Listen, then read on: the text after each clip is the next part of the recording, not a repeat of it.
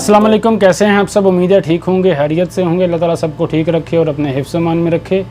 एक main important update है कि भाई जो इकामा पर अपनी तस्वीर चेंज करवाना चाहते हैं, बहुत से भाई ऐसे हैं जो कहते हैं भाई इकामा पर हमने अपडेटिंग करनी है। बहुत सी अपडेटिंग होती है, उसमें तस्वीर भी आ जाती है कि भाई आपने तस्वीर अपडेट करवानी है, चेंज करवानी है, तो कैसे करवाएंगे, क्या रूल है, उस पर मैंने बहुत सी वीडियोज़ बनाई हैं।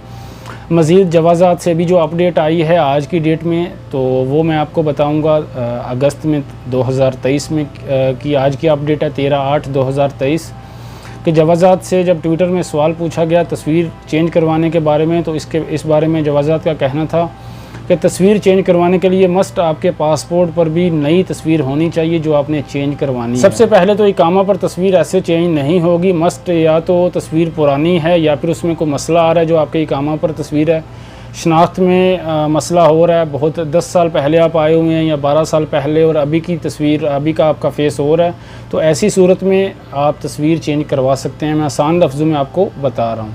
वैसे नॉर्मल आप जाएं, आप कहें कि भाई तो ये तस्वीर ठीक नहीं आई, दूसरी करवानी है, तो ऐसे आप नहीं करवा सकते।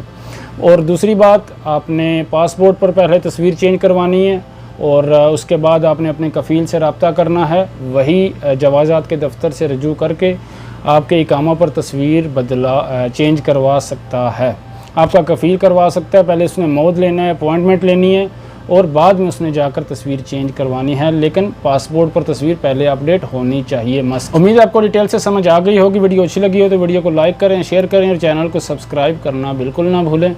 अल्लाह ताला सबको अपने हिफ्ज़-ओ-मान में रखे। अल्लाह हाफ़िज़।